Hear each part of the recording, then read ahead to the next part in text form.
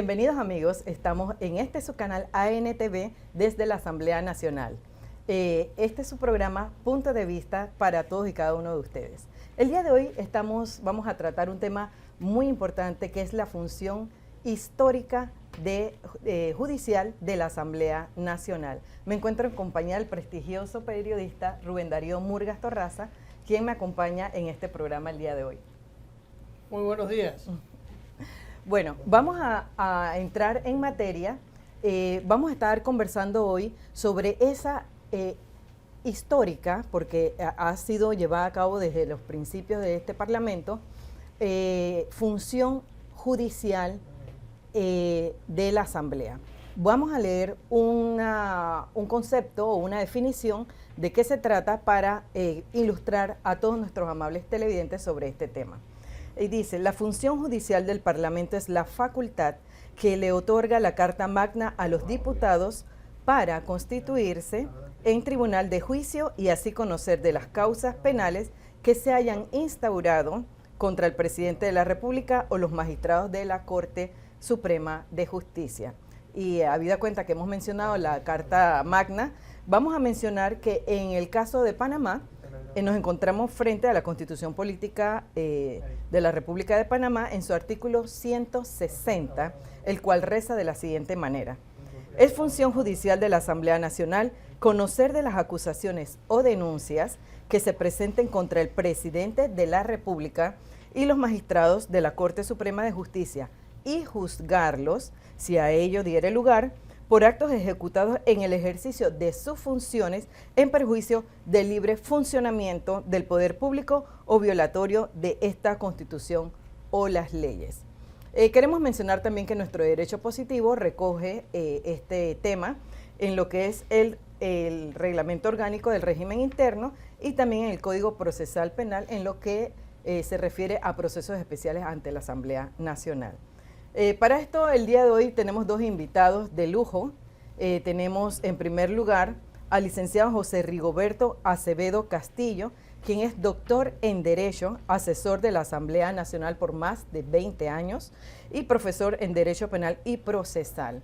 El doctor Acevedo ha ocupado diferentes posiciones de importancia en esta institución relacionadas con la asesoría legal y las direcciones respectivas que llevan a cabo pues las funciones relacionadas con todos estos temas. Doctor Acevedo, bienvenido.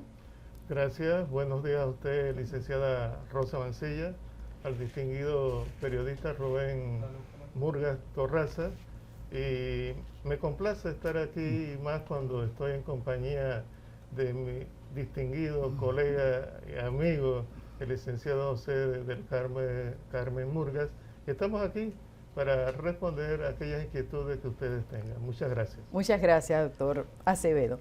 También se encuentra con nosotros, como mencionó el doctor Acevedo, el licenciado José del Carmen Murgas Ábrego, quien es experto en Derecho Penal, asesor de la Asamblea Nacional también por más de 26 años, el cual también es litigante y ha pertenecido por muchos años a la Comisión de Credenciales, que es la encargada, de acuerdo con el artículo 50 del Reglamento Orgánico del Régimen Interno, de conocer de las situaciones previstas en el artículo 160 de la Constitución Nacional que leímos hace un rato. Bienvenido, licenciado Murgas.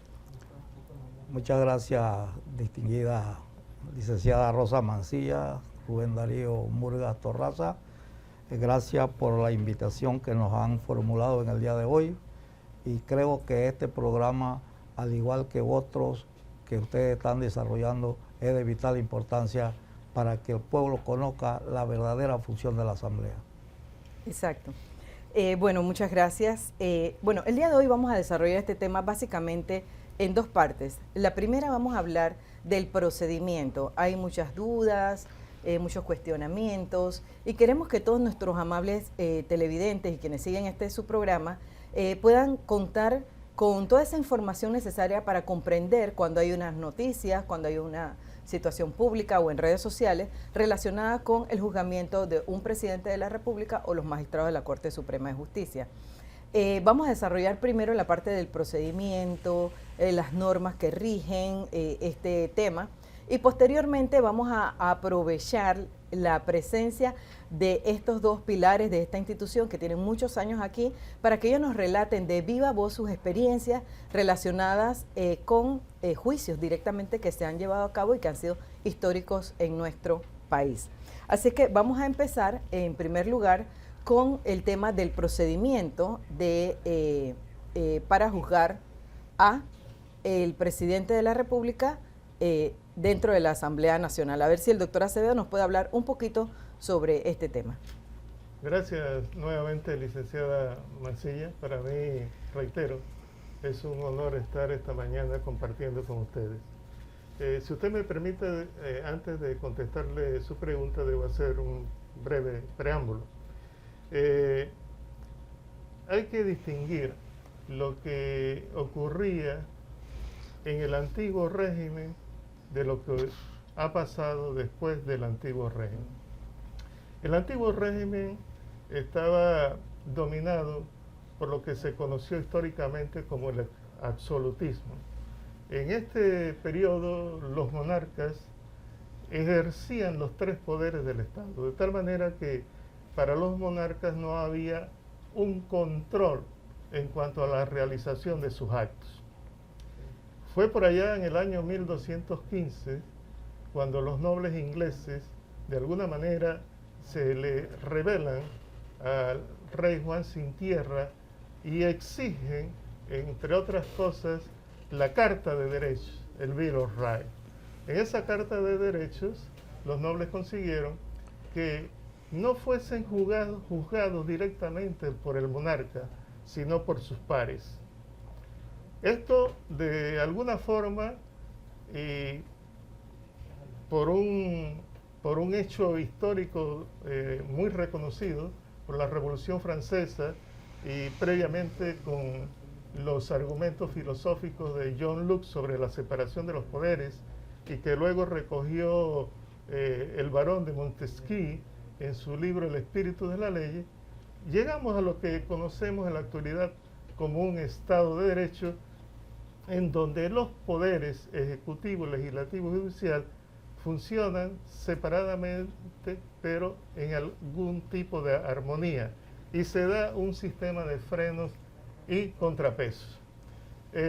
Como antecedentes inmediatos en nuestra legislación sobre ese concepto histórico retomado post la Revolución Francesa, podemos decir que nosotros nos hemos de alguna manera influenciado de la Constitución de Cádiz de 1812 y, por supuesto, de las constituciones colombianas de 1821 hasta la fecha.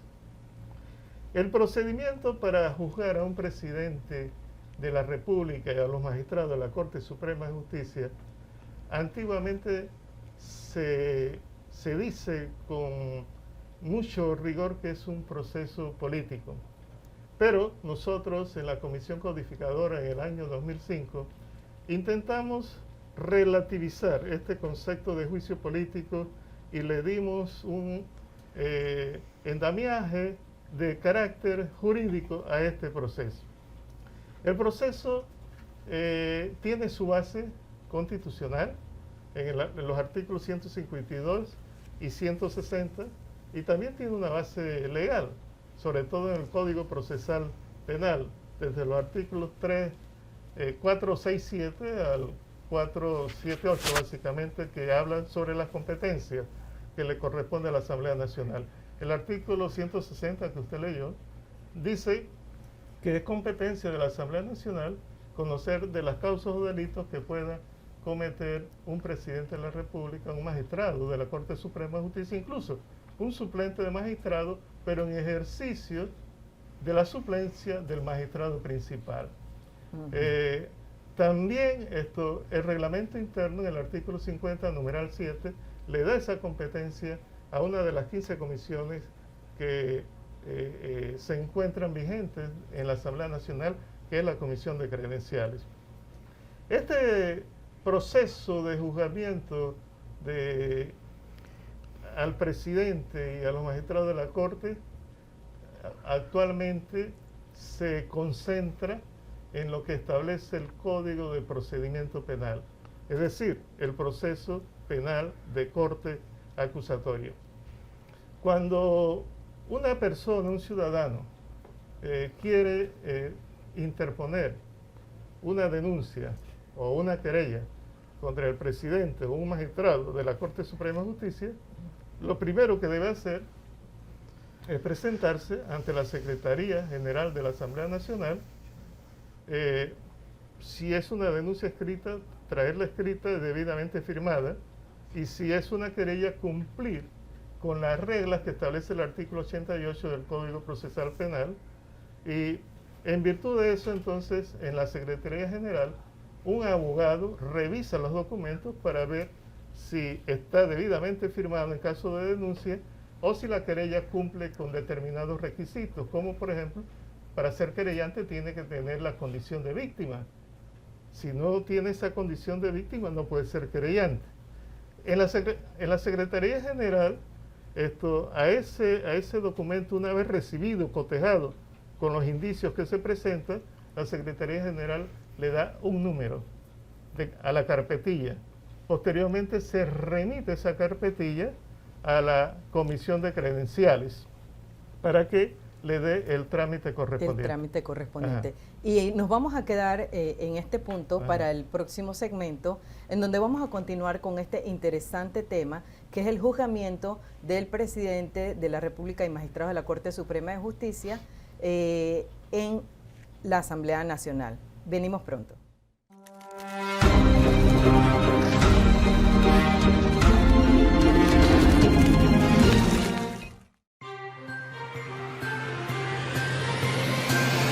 Aquí en la Asamblea Nacional es donde nace la información más relevante para el país.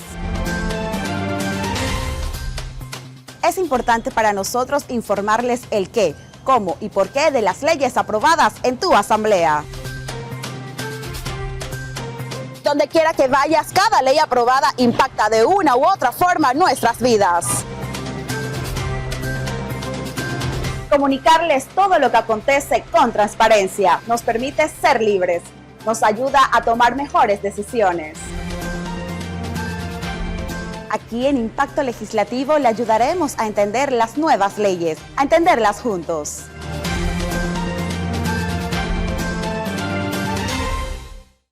Vea todos los martes y jueves Punto de Vista desde la Asamblea Nacional con el reconocido periodista Rubén Darío Murgas y la abogada Rosa Mancilla, con temas nacionales, internacionales y con todo el acontecer legislativo. Punto de Vista de 7:30 a 8:30 de la mañana por Asamblea Nacional TV.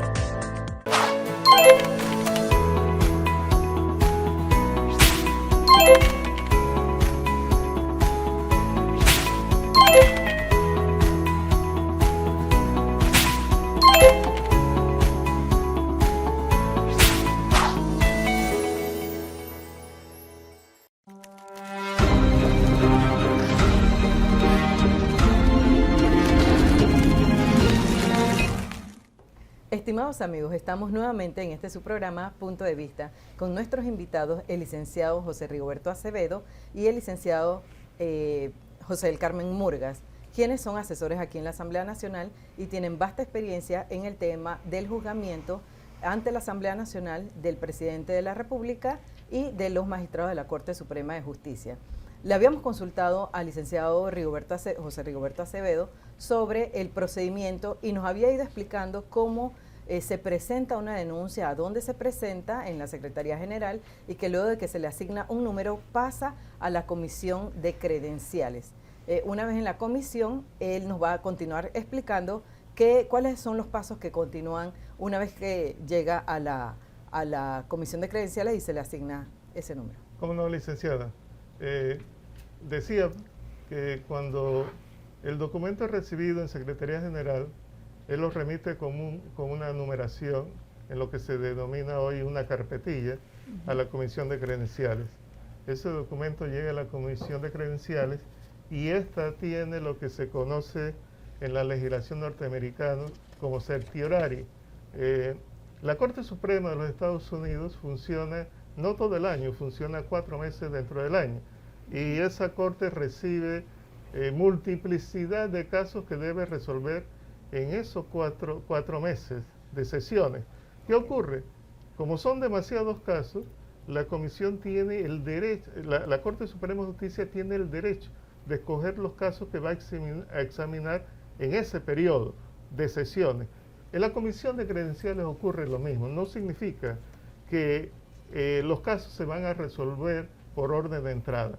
Es el presidente de la comisión el que determina y da las pautas para que se ponga en un orden del día las carpetillas que van a ser examinadas. ¿Y qué criterios usted ha visto que se han utilizado generalmente para tomar esa decisión? Bueno, los criterios que básicamente se utilizan para ver las carpetillas son aquellas que pueden tener mayor conflictividad, porque honestamente no tenemos una norma que diga que no se puede recibir una denuncia o una querella, incluso cuando están totalmente mal presentadas o no constituyen delito. Entonces, básicamente el criterio es la consistencia que pueda tener una carpetilla y obviamente un poco de elemento político que, siendo la Asamblea un ente político, debe existir. Entonces, se fija el orden del día para el proceso de admisión o no admisión de la denuncia o la querella. En esta fase, a la comisión le es imposible, le está vedado hacer investigaciones preliminares.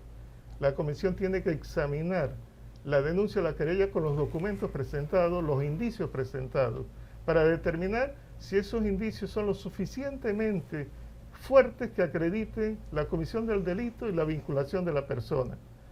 Si son indicios leves, obviamente no se va a admitir.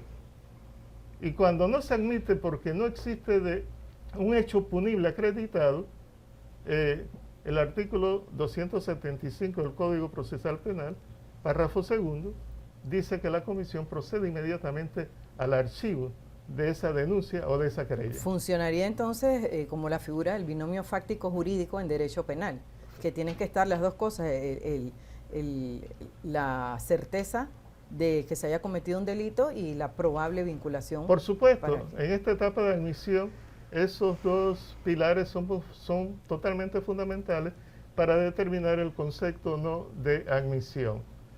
Vamos a suponer que existan esos dos supuestos fácticos jurídicos, entonces la comisión procede a admitir la denuncia o la querella.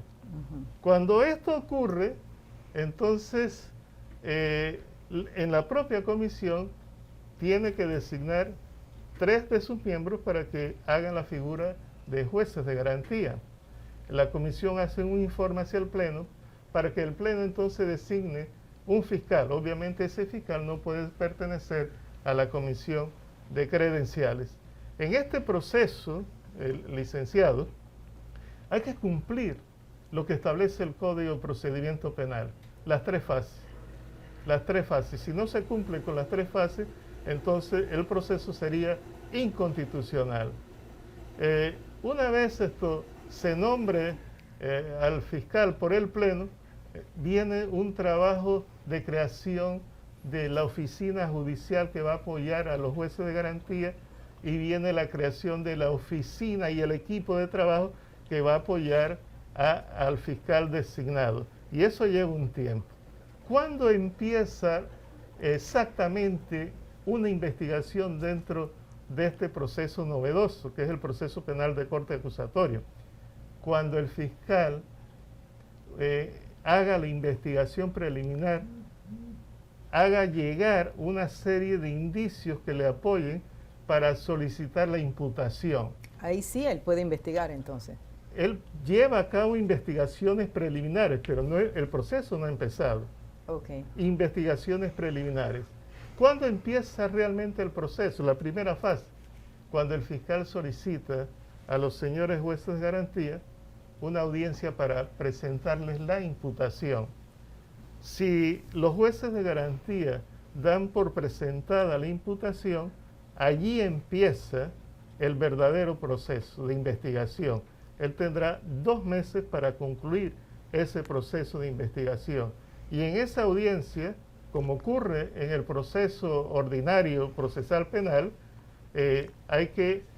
lo primero que hay que hacer es el control de la aprehensión si la persona está aprehendida, luego la presentación de la imputación, en donde las partes tienen uso de la palabra, generalmente se les da 15 minutos como ocurre en el sistema ordinario, y es posible que los señores jueces de garantía no acepten la imputación. ¿Y por qué esto se puede dar? Porque los indicios que ha presentado el fiscal no son consistentes para la acreditación, al menos del delito o de la vinculación. ¿Correcto? Y después viene la aplicación de la medida cautelar.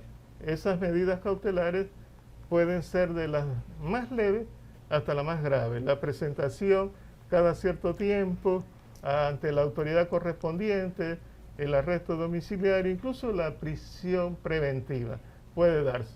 Concluida la etapa de investigación, que he señalado que el fiscal tiene el término de 2 meses calendarios para concluirla. Si ha recabado suficientes evidencias, entonces él hace lo que se conoce como el escrito de acusación.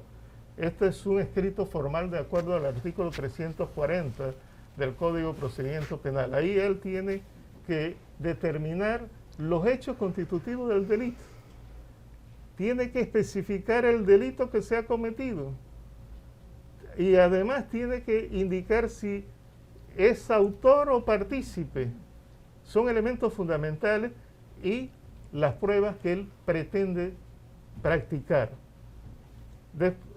Presentado este escrito, la comisión de credenciales lo recibe y le da traslado a la defensa del magistrado del señor presidente por 20 días. Después de estos 20 días, entonces se entra a la fase de audiencia, es la fase intermedia, en donde la comisión de credenciales determina si eleva esa causa a juicio. Esto quiere decir que si decide elevar la causa a juicio, vamos al Pleno de la Asamblea Nacional, que es el que va a determinar si la persona es culpable o no del delito por el cual esa causa ha llegado ante el Pleno. Es decir, 9 comisionados, que son diputados, que pertenecen a la comisión de credenciales, toman la decisión de remitirlo a la totalidad de los 71 en el Pleno, ¿verdad?, para que sea analizada. Entonces sienten que hay alguna que procede, por lo menos como investigación, enjuiciamiento, y entonces pasa al Pleno. Una precisión, no son 9, son los 3 jueces de garantía los que hacen esa calificación. Los 3 jueces de garantía. No es la comisión completa, sino los 3 jueces de garantía, porque ya la comisión hizo su trabajo. La comisión aprobó o admitió la denuncia o la querella y designó los 3 jueces de garantía que son comisionados de la comisión. Estos 3 comisionados tienen la facultad jurídica de determinar si se archiva la causa allí mismo, donde se practican pruebas, o se remite al Pleno. Cuando esto llega al Pleno, y ya entramos a lo que es también parte de la sesión judicial, porque antes se decía que la sesión judicial solamente era en el Pleno, pero la sesión judicial empieza desde el momento que los señores jueces de garantía conocen la comisión conoce de la admisión o no de una denuncia o querella. Y ahí empieza la sesión judicial. En el Pleno entonces se le da 1 hora al fiscal para que sustente su acusación, 1 hora al querellante en caso de que exista querellante, y 1 hora al abogado defensor, que representa al magistrado de la Corte Suprema de Justicia o al presidente de la Nación. Y los señores diputados, de acuerdo al reglamento interno, tendrán, aquellos que quieran participar, un término de 30 minutos para argumentar a favor o en contra. Y luego entonces entra a la fase ya final, que es la fase de decisión. En esta fase de decisión es por votación secreta y se requiere para una condena de mayoría privilegiada, es decir, 47 votos de los 71 diputados que representan la Asamblea Nacional. A grosso modo, este es el procedimiento que ha de seguirse desde el inicio hasta la conclusión.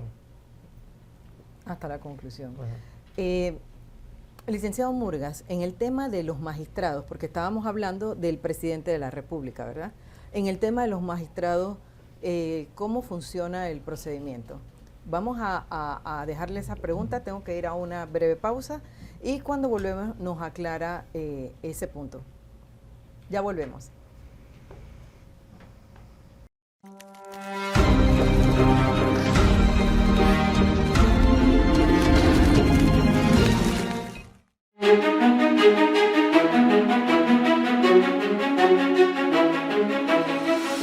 Es importante enviar un mensaje alto y claro desde esta Asamblea en favor de la transparencia y lucha contra la corrupción, por lo que será necesario retomar el debate franco sobre todos aquellos proyectos de ley, haciéndolo con responsabilidad y madurez para lograr avanzar en la dirección correcta de lo que debe ser un buen gobierno.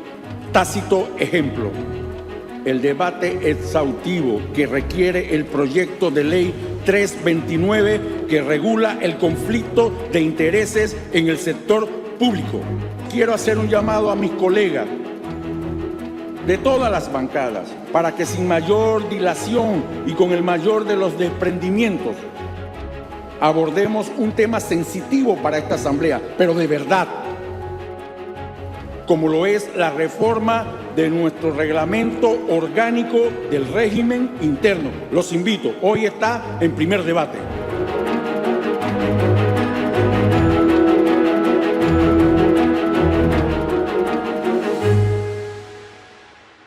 Vea todos los martes y jueves Punto de Vista desde la Asamblea Nacional con el reconocido periodista Rubén Darío Murgas y la abogada Rosa Mancilla, con temas nacionales, internacionales y con todo el acontecer legislativo. Punto de Vista de 7:30 a 8:30 de la mañana por Asamblea Nacional TV.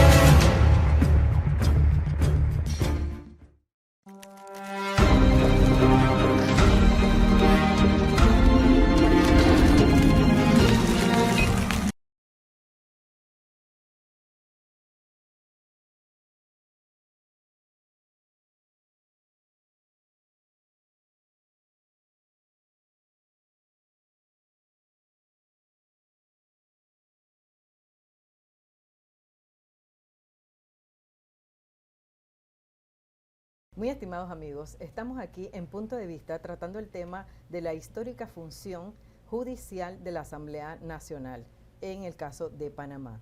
¿Cómo se juzga al presidente de la República? ¿Cuál es el procedimiento? Y a los magistrados de la Corte Suprema de Justicia. El día de hoy el doctor Rigoberto Acevedo, José Rigoberto Acevedo, siempre me estoy comiendo el primer nombre, nos ha hecho un resumen muy interesante, muy valioso, incluso desde épocas pasadas, de cómo surge esta función judicial y nos ha llevado hasta el final de cuando se toma la decisión en cuanto al presidente de la República. Antes de la pausa le hemos solicitado al licenciado José del Carmen Murgas que nos hable un poco de qué sucede entonces en el caso de los magistrados de la Corte Suprema de Justicia. Sí, gracias, doctora. El caso de los magistrados de la Corte Suprema de Justicia es un caso tan similar al que acaba de explicar el doctor Acevedo.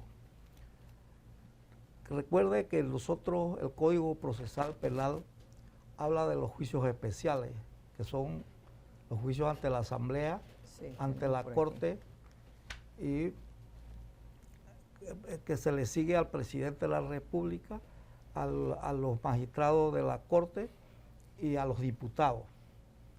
Entonces, es fundamental, según la propia jurisprudencia de la Corte, que en los casos de abuso de autoridad y extralimitación de funciones, que es la mayoría de las causas y de los delitos que se le imputan a los magistrados, la Corte ha dicho que para ese tipo de delitos se necesita la prueba idónea. Y la mayoría de las denuncias que vienen aquí a la Asamblea vienen para que la Asamblea practique prueba sin admitir la denuncia. Tal como lo señaló el doctor Rigoberto Acevedo, la Asamblea no puede iniciar un proceso sin previa admisión de la denuncia o la querella. Entonces, por supuesto, esa denuncia no va a ningún lugar, no va a ningún lado, porque la trajeron para que la Asamblea practique prueba. Y la Asamblea no puede practicar prueba antes de admitir una denuncia. Con los magistrados de la Corte, otra de las delitos que se le imputan a los magistrados de la Corte es que quieren convertir a la Asamblea en un tribunal de instancia, porque aquel que no está en acuerdo con el fallo de la Corte viene aquí a decir que los magistrados actuaron de indebida forma, cuando la propia Constitución habla de que los fallos de la Corte son finales, definitivos y de forzoso cumplimiento. Así que, en síntesis, doctora Mancilla, el procedimiento es casi igual, solo con algunas directrices que casi son invisibles una para el otro. Pero entonces, ¿no hay prueba idónea para el presidente? Sí. Lo que señalaba mi gran amigo, el licenciado José del Carmen Murgas, la mayoría de las causas que se presentan ante la Comisión de Credenciales buscan dos cosas. Él señaló una de ellas. Pero lo que buscan es la separación del magistrado a una causa determinante. Buscan una excusa para que se declare impedido, para que sea recusado. Casi todas no tienen fundamento. Y de allí es que en el proceso de admisión de las mismas no pasan la prueba de admisibilidad. Y se pretende entonces que sea casi como una cuarta instancia. Se quiere utilizar a la Asamblea Nacional para llevar a cabo, para que haga decisiones que causen impedimento y sacar al magistrado del conocimiento de una determinada causa. Eso es lo que está ocurriendo. O que una vez que haya decidido, ponerle una denuncia si la decisión no es de acuerdo al interés del denunciante. Correcto. ¿Verdad? ¿Qué sucede si en realidad hay algún fallo con el cual se está incumpliendo con, no sé, con el debido proceso? Bueno, primero la Asamblea Nacional no puede revisar los fallos de la Corte Suprema de Justicia porque no es función nuestra. Nosotros debemos enfocarnos en verificar si efectivamente en los actos querellados o denunciados hay los elementos indiciarios suficientes para determinar la existencia de un delito y la vinculación de esa persona con el delito que se denuncia en ese aspecto. Ahora, yo quisiera preguntarle a cualquiera de los dos invitados. Históricamente, la Asamblea ha juzgado presidentes, ha juzgado magistrados. ¿Pudieran citar esos ejemplos y cuál fue la circunstancia que se dieron?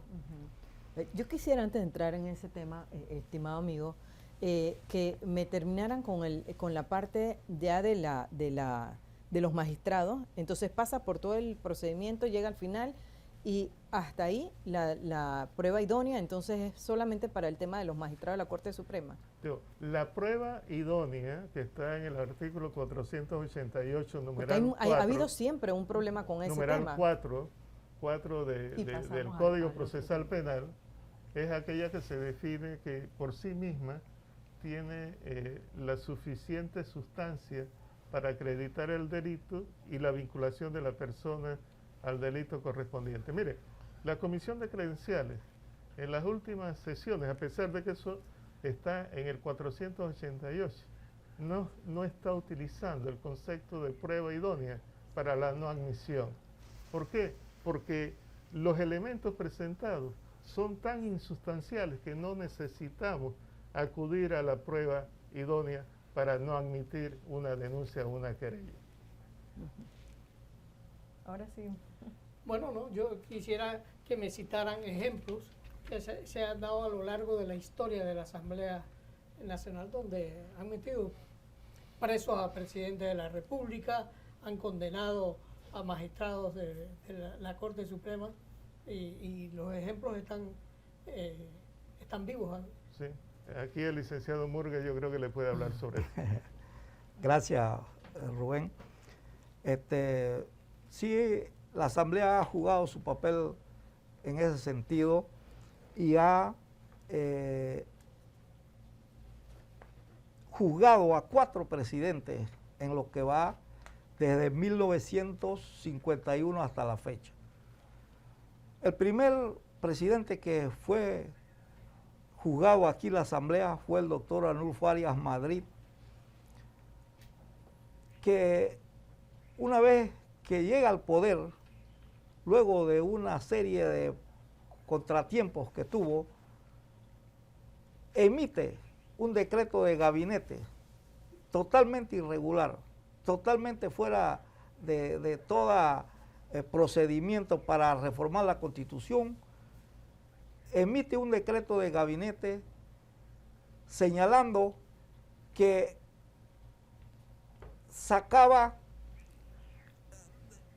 ponía en práctica, en vigencia, la Constitución del 41 y derogaba la Constitución del 47. Entonces, perdón, de la 46. Entonces, eso hizo que se presentara una denuncia con el decreto ese aquí en la Asamblea, y la Asamblea lo condenó. ¿Y cuál fue la condena? La destitución y el impedimento eterno, perpetuo, para ejercer funciones públicas. Fue el presidente Chiari en 1960 que le rehabilita, le restituye esos derechos políticos y le ordena la inscripción de su partido. En 1955, distinguido periodista, ocurre el asesinato del presidente Remón y asume la presidencia por mandato constitucional el ingeniero José Ramón Guisado.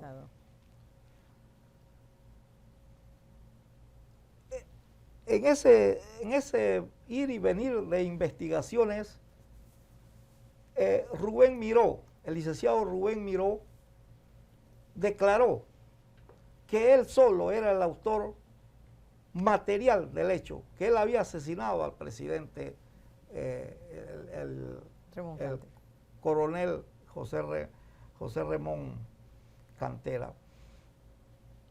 Y 2 días después amplió su declaración y dijo que implicó seriamente al vicepresidente encargado, que era el autor intelectual del homicidio del presidente Remón. Él sabiamente presentó una carta de renuncia a la Asamblea pero la Asamblea no se lo aceptó porque en ese mismo momento el fiscal que llevaba la causa envió el expediente donde estaba seriamente comprometido y la Asamblea lo condenó a 6 años, 8 meses de prisión y fue a parar a la Modelo, a la cárcel Modelo. Años después se hizo el juicio a los actores materiales del hecho y salieron libres. Rubén Miró y otros salieron libres.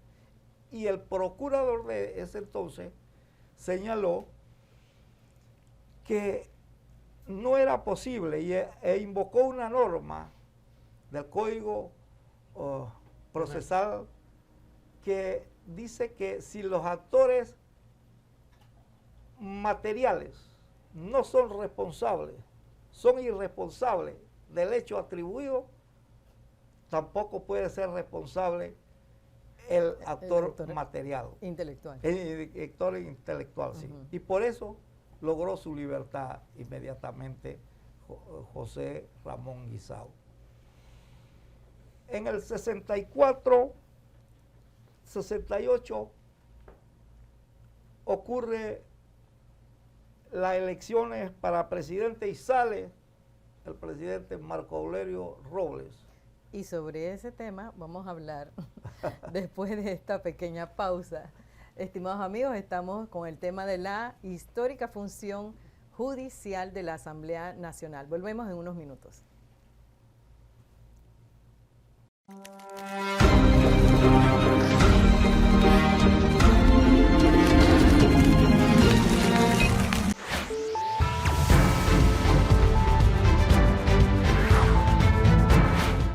Sintonizar todos los viernes a través de la pantalla de ANTV Resumen de Comisiones, en donde podrás estar al tanto de toda la labor realizada semanalmente en las distintas comisiones de trabajo. Conocerás sobre los temas debatidos, proyectos aprobados en primer debate, subcomisiones realizadas, al igual que las distintas instituciones que fueron parte de las reuniones. No lo olvides, nos veremos todos los viernes a través del canal parlamentario. Soy Tatiana Torrero y será hasta entonces.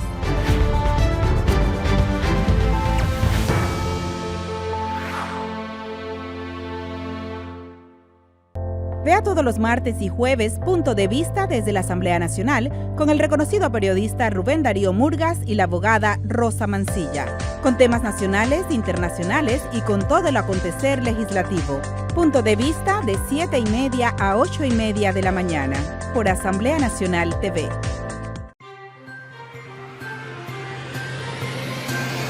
Aquí en la Asamblea Nacional es donde nace la información más relevante para el país. Es importante para nosotros informarles el qué, cómo y por qué de las leyes aprobadas en tu asamblea. Donde quiera que vayas, cada ley aprobada impacta de una u otra forma nuestras vidas. Comunicarles todo lo que acontece con transparencia nos permite ser libres, nos ayuda a tomar mejores decisiones. Aquí en Impacto Legislativo le ayudaremos a entender las nuevas leyes, a entenderlas juntos.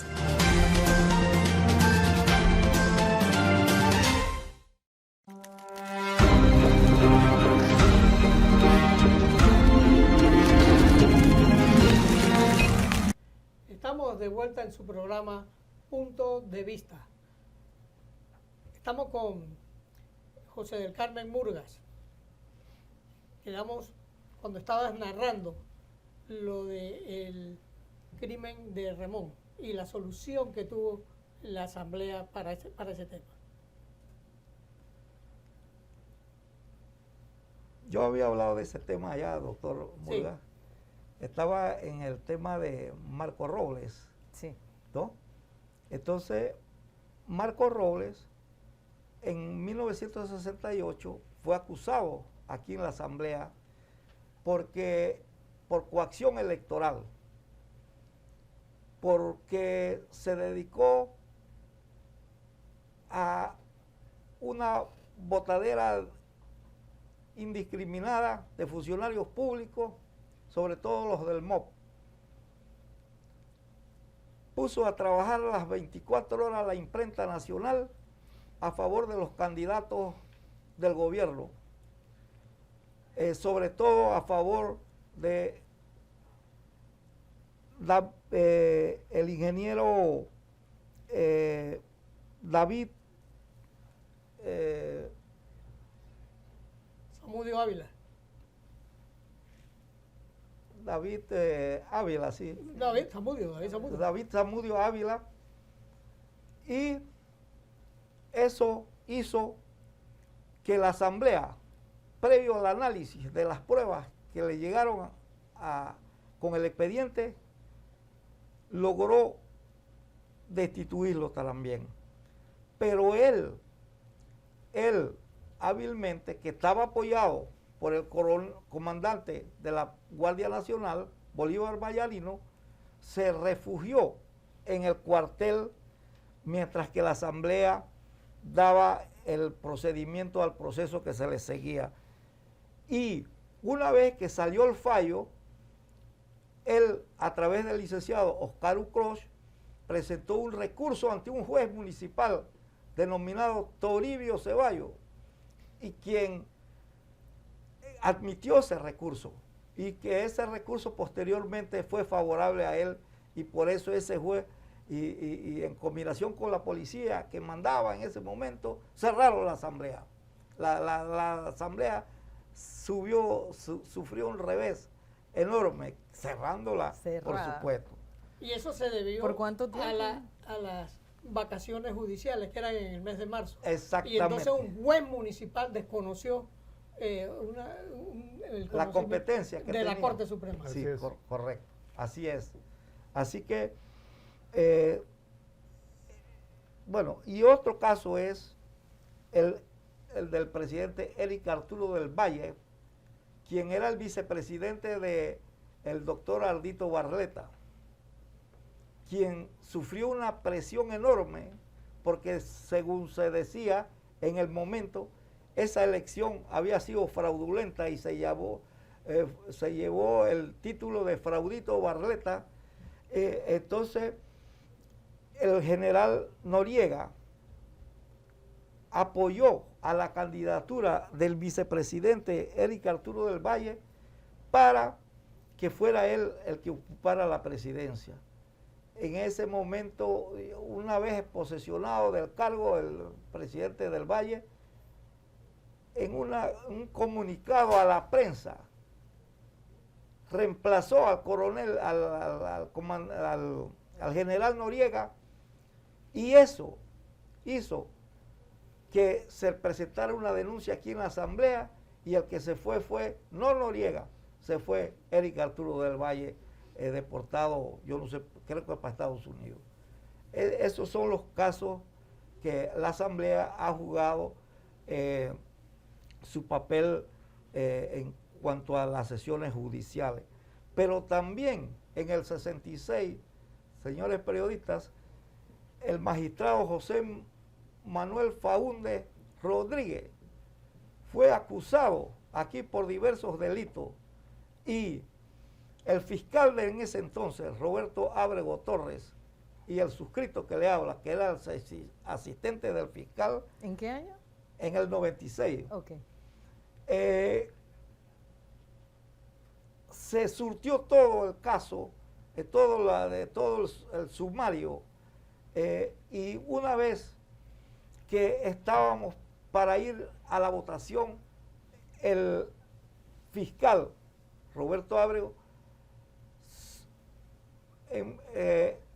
solicitó la inconstitucionalidad de la norma que hablaba de la mayoría compuesta a la Corte, y eso demoró como 3 años allá esperando que se resolviera, y cuando bajó ya el magistrado se le había vencido el término, y también fuimos a la votación y no logramos la mayoría absoluta ahí en el pleno. Otro caso contra el magistrado es el que ustedes conocen, que ese no fue reciente, el magistrado Alejandro Moncada Luna, quien se acogió al nuevo procedimiento que les habló el doctor Acevedo, y llegó a un acuerdo de pena con los jueces de garantía y fue condenado a 5 años, estando en el Renacer pagó 3 años y meses y después se le concedió casa por cárcel para terminar dadas las condiciones de salud que él tenía. Y el último caso que ha visto la Asamblea es el caso del magistrado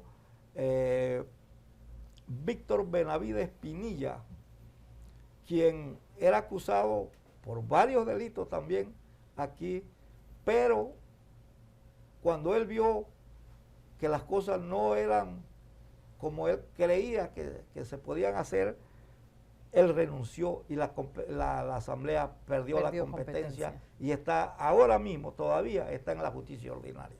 Esos son los casos que yo, como asesor de la comisión, he investigado, me he ido a los historiadores, a todos, y son los casos que ha visto la Asamblea cuando tiene que hacer las cosas como debe ser.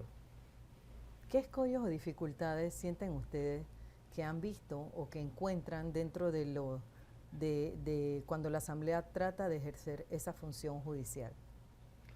Cualquiera de los dos. Ok. Dificultad, yo no he visto porque la Asamblea es autónoma, pero como le señalé al periodista Murgas, en este tipo de procesos, eso de que se trata de un juicio político no ha desaparecido del todo. Tiene que haber una especie de alineación política para que se pueda juzgar a un magistrado de la Corte Suprema o a un presidente de la República. Sin eso es imposible. Y yo no sé si estamos terminando ya para las conclusiones o la dejo para más tarde. Sí, nada más iba a leer algo que cuando estaba preparando este programa me encontré con la revista Lex número 17 de diciembre del 2009, con un artículo suscrito por nuestro compañero Agapito González, ya no está ahora mismo en la institución, pero formó parte por mucho tiempo, que dice: la idea central en que descansa esta función especial del legislativo es la conveniencia de mantener un equilibrio en el ejercicio de los poderes públicos del Estado en cuanto a la responsabilidad política y jurídica derivada de los actos que desborden el ordenamiento constitucional y legal, de modo que quienes detentan la máxima autoridad para ejercer el poder quedan sometidos al control de un cuerpo colegiado representativo de la población, al tiempo que los miembros de este cuerpo, por los mismos motivos, tampoco se eximen de responsabilidad jurídica, sino que se someten al control de la máxima corporación de justicia dentro del órgano judicial. Se trata en esencia de un sistema de competencia compartida que da forma concreta a la teoría clásica de la separación de los poderes. Con este párrafo les solicito pues entonces que ustedes den sus consideraciones finales a lo que iba, sí, para concluir el tema. Bueno, obviamente en un Estado social, democrático y constitucional de derecho, los poderes del Estado tienen que tener un sistema de frenos y contrapesos. En cuanto al sistema de juzgamiento cruzado, como muchos le denominan, y que ha sido criticado. Sí, muy criticado, en donde la Corte Suprema de Justicia conoce las causas de los señores diputados y los señores diputados conocen de las causas contra los magistrados de la Corte Suprema de Justicia. Este es un proceso que todavía permanece vigente, no solamente en la Constitución Política de Panamá. Yo he revisado múltiples constituciones, incluso de parlamentos unicamerales